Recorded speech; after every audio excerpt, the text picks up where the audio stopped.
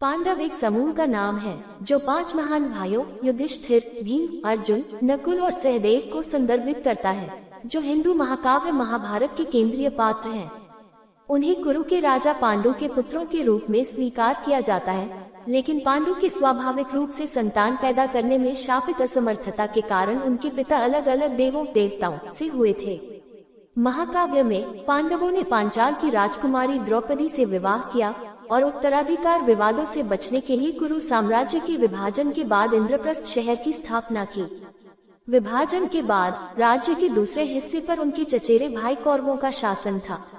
हालांकि पांडवों ने अपना राज्य दुर्योधन, कौरवों के सबसे बड़े और राजा, से खो दिया जब युधिष्ठिर ने इसे पासों के खेल के दौरान जुए में हार दिया।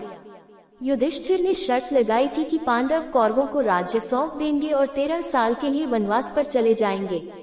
इस समय के बाद कौरवों ने राज्य वापस करने से इनकार कर दिया।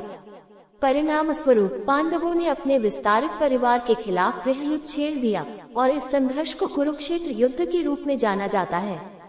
भगवान कृष्ण की मदद से पांडवों ने अंततः कौरवों की मृत्यु के साथ युद्ध जीत लिया। हालांकि बड़ी कीमत पर महाकाव्य के आदि पर्व के अनुसार पांडु को अपने बड़े भाई धृतराष्ट्र से छोटे होने के बावजूद कुरु साम्राज्य के राजा के रूप में ताज पहनाया गया था, जिन्हें अंधा होने के कारण सिंहासन से वंचित कर दिया गया था। उन्होंने यदु वंश की राजकुमारी कुंती और मध्य साम्राज्य की राजकुमारी माद्री से विवाह किया।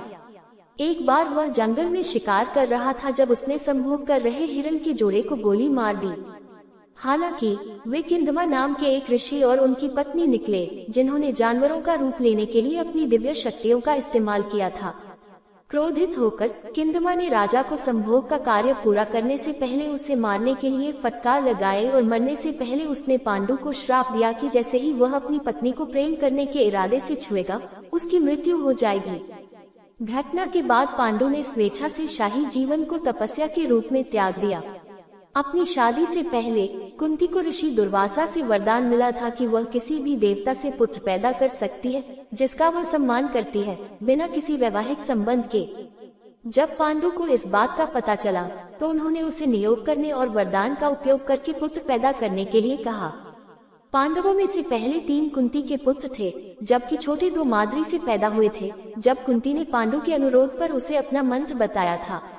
6 पांडवों के दिव्य पिता थे। पांडवों के जन्म के कुछ साल बाद माद्री के साथ संबंध बनाने की कोशिश में पांडु की मृत्यु हो गई और माद्री ने पश्चाताप के कारण खुद को जला लिया। कुंती पांडवों को कुरु की राजधानी हस्तिनापुर वापस ले आई और उनका पालन पोषण उनके चचेरे भाइयों कौरवों, जो धृतराष्ट्र के 100 पुत्र थे, के साथ हुआ। पांडवों को भीष्म, विदुर और कृपा ने मार्गदर्शन और शिक्षा दी। 5 कौरवों में सबसे बड़े दुर्योधन ने पांडवों को अपना चचेरा भाई मानने से इनकार कर दिया। इससे आमतौर पर चचेरे भाइयों के बीच बहुत तनाव पैदा हो जाता था। असुरक्षित और ईर्ष्यालु दुर्योधन ने बचपन और युवावस्था में 5 भाइयों के प्रति गहरी नफरत पाल रखी थी और अपने मामा शकुनी की सलाह पर चलते हुए अक्सर कुरु वंश के आधिपत्य के लिए अपना रास्ता साफ करने के लिए उनसे छुटकारा पाने की साजिश रची। इस षड्यंत्र ने एक गंभीर मोड़ तब ले लिया जब धृतराष्ट्र को जनता की इच्छा के आगे झुकना पड़ा और अपने भतीजे युधिष्ठिर को सही मायने में युवराज नियुक्त किया।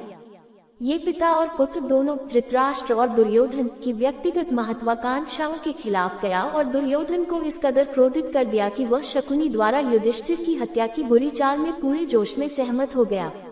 शकुनी ने वर्णावत में एक महल के निर्माण का आदेश दिया, जिसे गुप्त रूप से तेल, घी आदि ज्वलनशील पदार्थों से बनाया गया था, जिसमें सबसे प्रमुख लाख के रूप में जाना जाने वाला लाह था।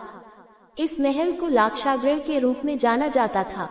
तब दुर्योधन ने सफलतापूर्वक धृतराष्ट्र से शिव महोत्सव के उत्सव के दौरान वर्णावत में शाही घराने का प्रतिनिधित्व करने के लिए युधिष्ठिर को